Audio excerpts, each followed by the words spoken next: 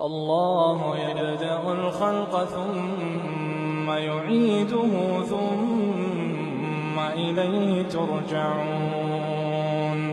ويوم تقوم الساعة يبلس المجرمون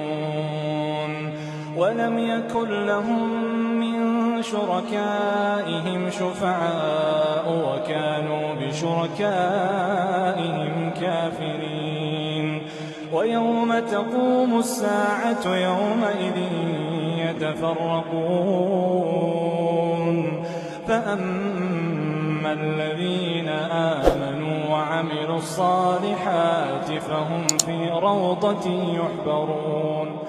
فأما الذين آمنوا وعملوا الصالحات فهم في روضة يحبرون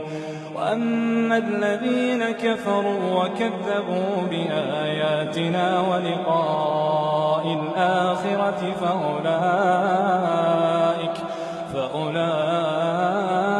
في العذاب محضرون فسبحان الله حين تمسون وحين تصبحون